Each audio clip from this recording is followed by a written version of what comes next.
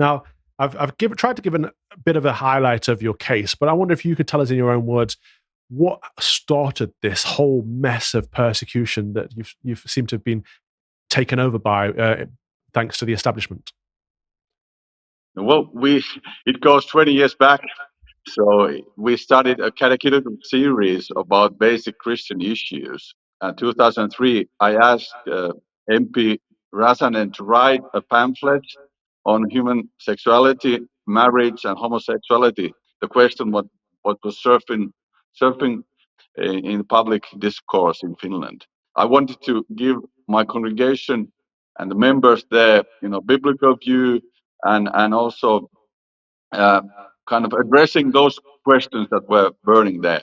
So 2019, this pamphlet was taken out of our website and said that it contains hateful speech, defaming homosexuals as a minor group, and as I was the editor in chief, I was then also charged that I have published that and I'm maintaining that material on the website. So it's important to remember that this is not only a private document by Dr. Rasanen, but it was found on our church website. So it's part of our church teaching. It's not our catechesis, but anyway, it's part of a catechetical series, 30 pieces of different subjects. So it sounds like you were doing your job as a shepherd, right? By teaching Christian teaching and asking someone to write a pamphlet on this and publishing this. I don't understand how doing your job could get you in trouble, but that's the world that we live in today. The question I have is, what impact does this have on the church? Well, that's a good question. If let's say if we would lose the case, Yeah. of course, then not only Dr. Rasanen and I would be labeled as criminals, but my church as well. We are a minority Lutheran church in Finland. So in a way, not only me, but all the members would be labeled as criminals, guilty by association.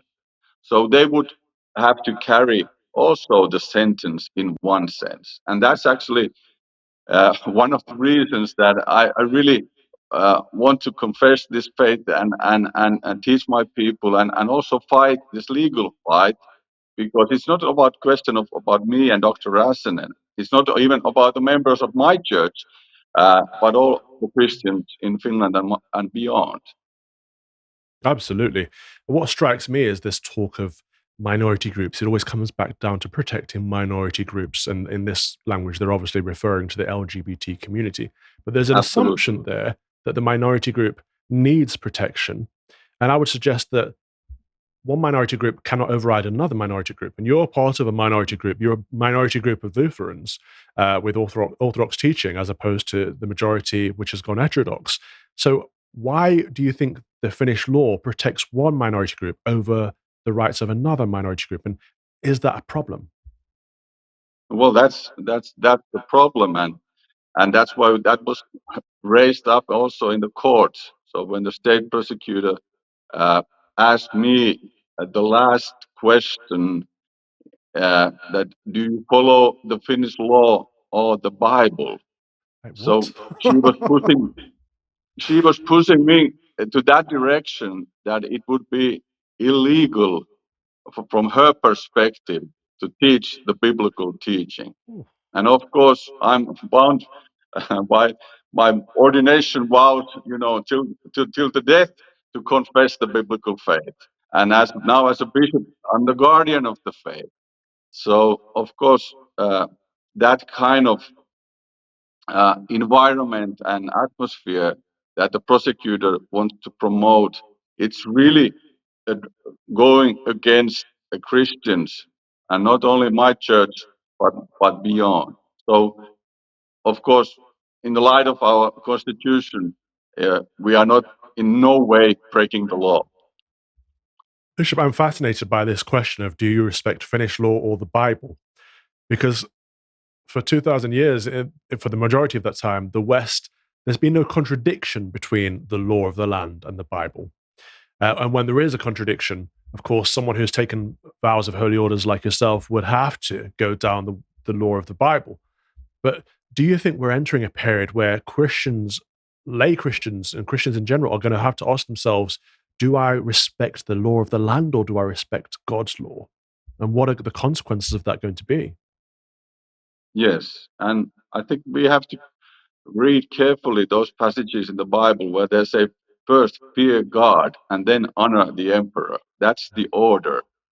And we I think this case has opened up many eyes in Finland among Christians as well, that we cannot take self-evidently the freedoms that has prevailed in Finland and Western countries, freedom of speech and religion.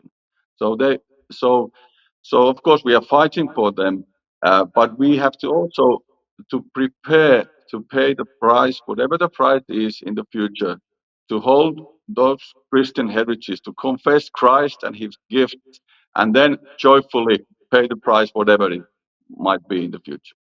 Right. Well, that's a good point. So, has this changed your relationship with Christ in any way? And what can other Christians do to support this cause, other than obviously speaking out? But what I'm getting to here is prayer life. What's the impact of that? So, has it changed your relationship with Christ in any way? And what recommendations do you have for people's prayer life to help with this? Well, I have this pectoral cross, and it's not only a decoration that, but when it's placed for me when I was received the office, it reminds me that the calling of pastor is to teach rightly and to be prepared to suffer for the sake of the flock. And when Christ gives a cross to carry, uh, it's not a sign of judgment or abandonment, or he has somehow forgotten me or someone else, but he's drawing closer to him. It's a sign of love, and I have really been blessed by this court case at the same time. And I know that it's culturally and it's very challenging times, but I really see this as a gift from the Christ that He has pulled me closer. And I know many others, and it also has emphasized that this is not an individual fight only. It's not about only my prayer life, but it underlies how every Christian, every priest, every pastor, every Christian needs a, a, a living family of God, a community where you can share the joys and sorrows. Where I have also received from my members of congregation a lot of encouragement, prayer support, and I know that hundreds of thousands of people have prayed for Päivi and for me and for our churches uh, all over the world. So that, in a way, I'm encouraging uh, every Christian to hold dear and important that they have a family of God where they receive the pure teaching of the gospel, they receive the Lord's Supper, they receive the prayer together with other Christians. Because otherwise, to be just by yourself, to go through these kind of struggles, it's too much. Bishop, that was wonderfully said. There's nothing I can add to that and no questions I can follow with that. All I can say is thank you very much for fighting the good fight, for standing firm in the faith, and for following your calling. God bless you. You are in our prayers. Thank you very much, Thank you. Bishop Johanna. Lord, Lord be with you. Thank you. Thank you for watching my Common Sense Crusade. If you'd like to watch the whole show, you can subscribe to lotuseaters.com for as little as £5 per month, and then you get access to a bank of content as well. My show is 3 p.m. every Thursday. See you there. Deus Vult.